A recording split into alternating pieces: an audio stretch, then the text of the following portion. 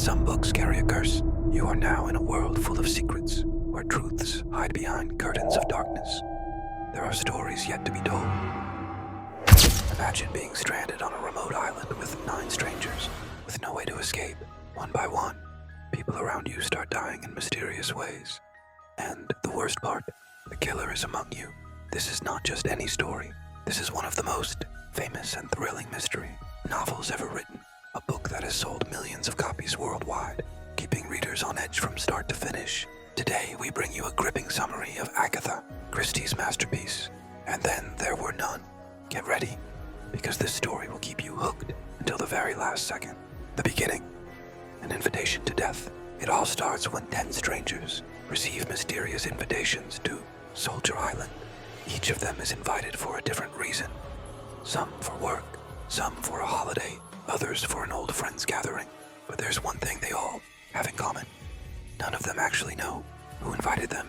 The guests include Justice Lawrence Wargrave, a retired judge with a sharp mind and a mysterious past; Philip Lombard, a former soldier with a dangerous reputation; Vera Claythorne, a young woman working as a nanny haunted by a tragic event; General MacArthur, an old military officer carrying a deep, dark secret; Dr. Armstrong, a successful doctor, but his past is not as clean as it seems; Anthony Marston, a rich, reckless young man who loves speed and adventure; Mr. and Mrs. Rogers, the servants of the mansion, but they seem strangely nervous; Emily Brent, a strict, religious woman who believes she is morally superior; William Blore, a former police officer with a hidden agenda.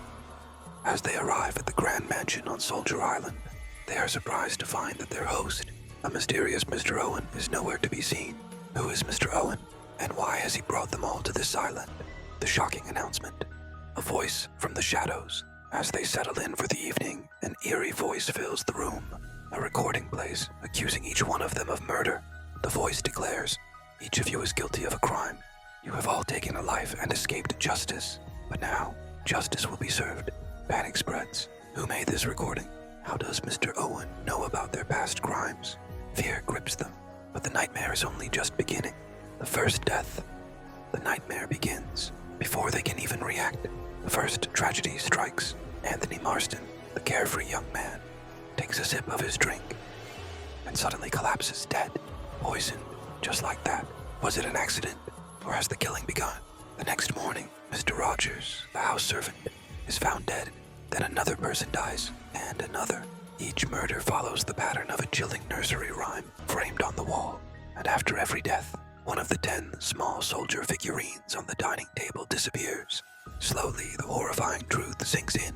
No one will leave this island alive. Fear and suspicion. Who is the killer? With every passing hour, another person dies. Paranoia spreads. No one trusts anyone anymore. Could the killer be Justice Wargrave, the man who sentenced criminals to death?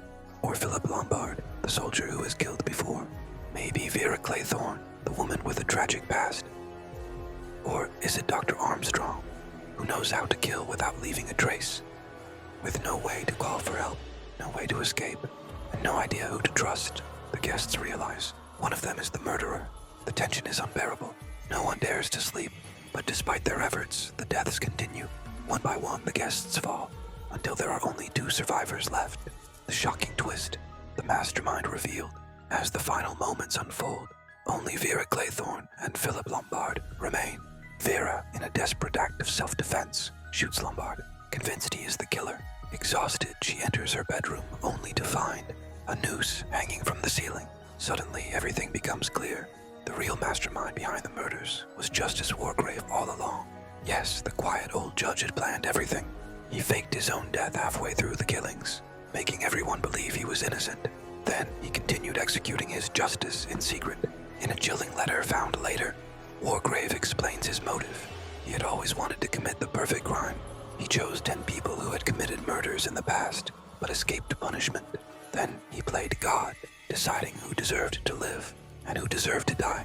Finally, after ensuring that everyone was dead, Wargrave ended his own life, making the crime unsolvable. No survivors, no witnesses, and then there were none. The lesson: justice always finds a way. This story may seem like a horrifying nightmare, but it carries a powerful lesson. You may escape punishment for a crime, but the truth always finds its way back to you. Now here's a question for you. Do you think Justice Wargrave was right? Was he delivering justice, or was he just another murderer? Tell us your thoughts in the comments, and don't forget to like, share, and subscribe for more thrilling book summaries. See you in the next video.